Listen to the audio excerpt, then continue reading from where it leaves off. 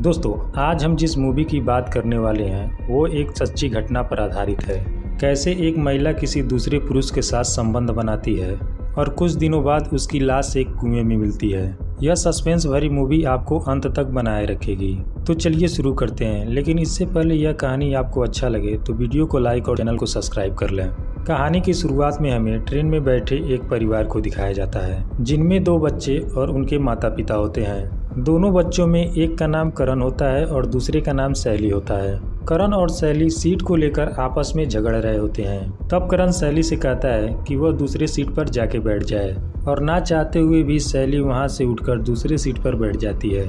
तभी कुछ देर के बाद उनके पास टीटी आकर उनका टिकट चेक करने लगता है, और जब टीटी टिकट चेक कर वहां से चला जाता है तब करण देखता है कि उसकी छोटी बहन उस सीट पर नहीं है जहां पर पहले वह बैठी थी। यह सब देखने के बाद उसके माता पिता उसे पूरे ट्रेन में ढूंढने लगते हैं, लेकिन शैली उन लोगों को कहीं नहीं मिलती है। तभी वहां से सीन कट होकर प्रेजेंट में आता है और हमें करण को दिखाया जाता है, जो उसकी आंख इसी सपने को देखकर खुलती है।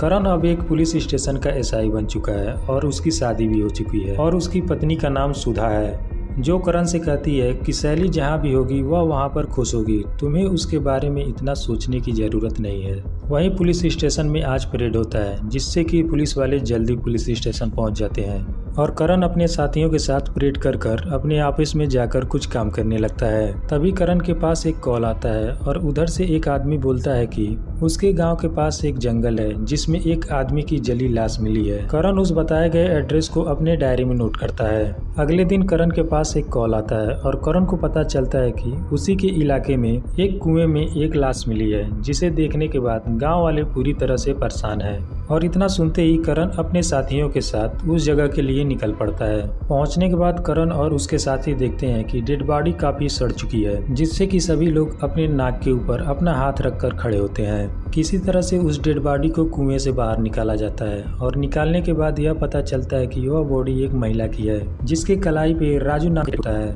यह सब देखने के बाद पुलिस वाले भी कंफ्यूज हो जाते हैं कि आखिर इस महिला की हत्या हुई है या फिर किसी से परेशान होकर इसने सुसाइड कर लिया है। अब तो यह सब चीजें जांच करने के बाद ही पता चलेगा।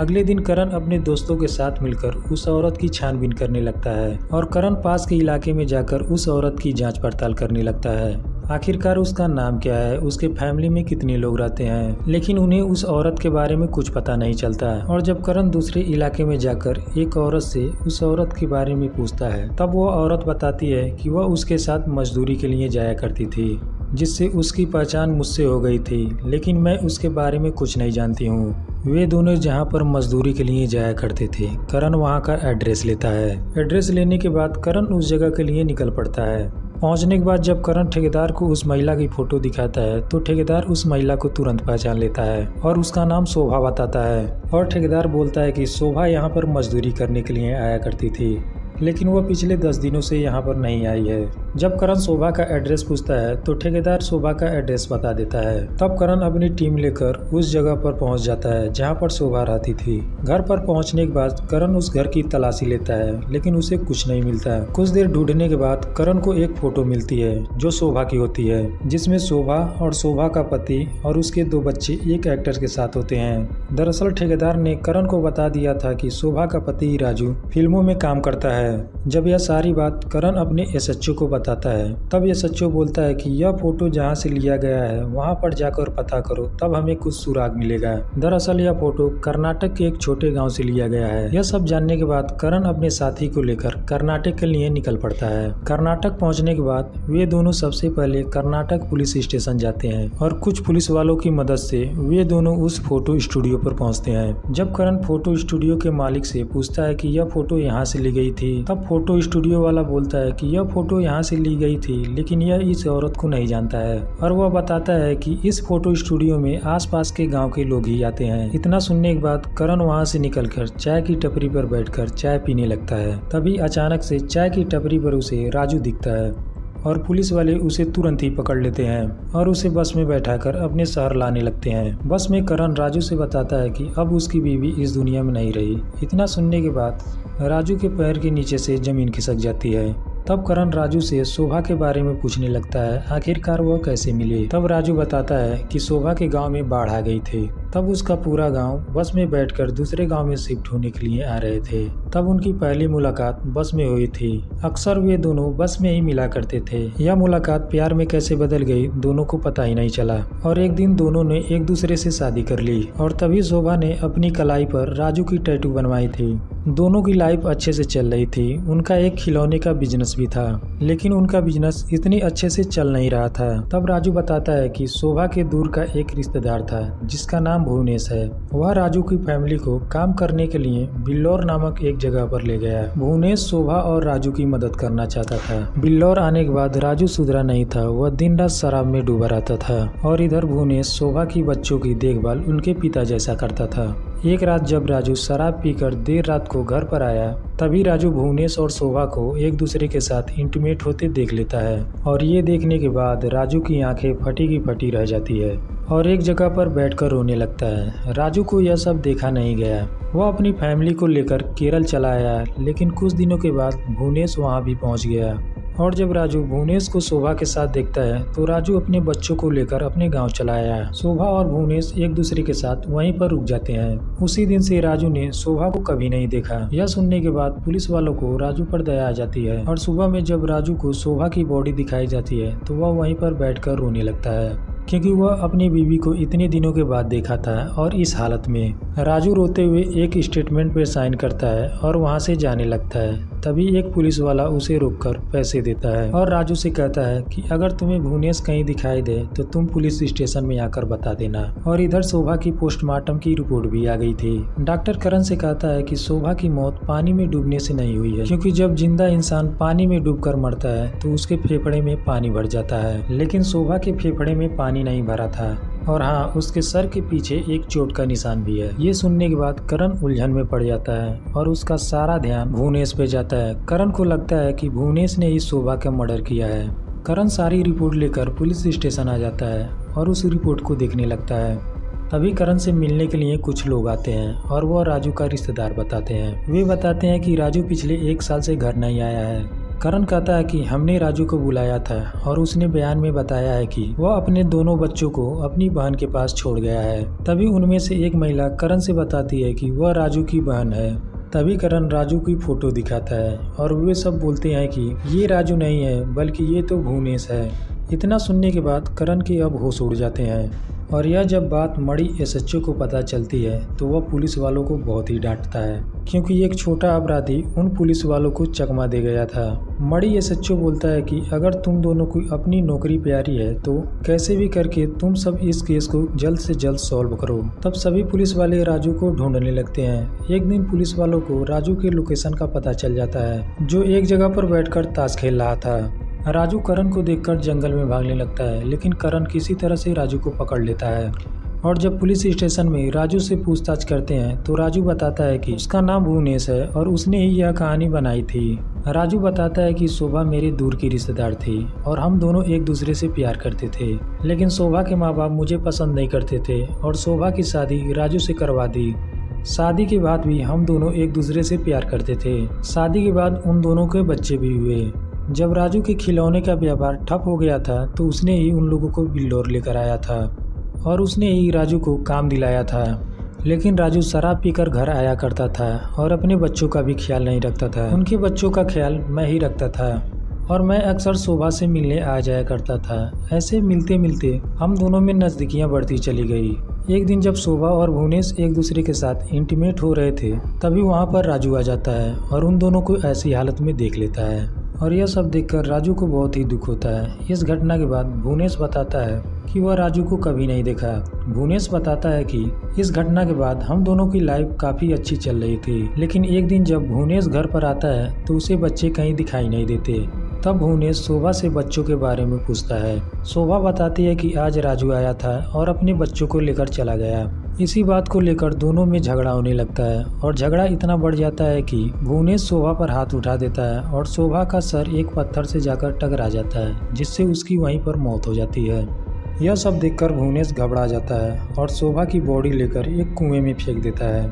सारा बयान सुनने के बाद एसएचओ मणि कहता है कि इस केस को अब यहीं पर बंद कर दो, क्योंकि भुवनेश ने अपना अपराध कबूल कर लिया है।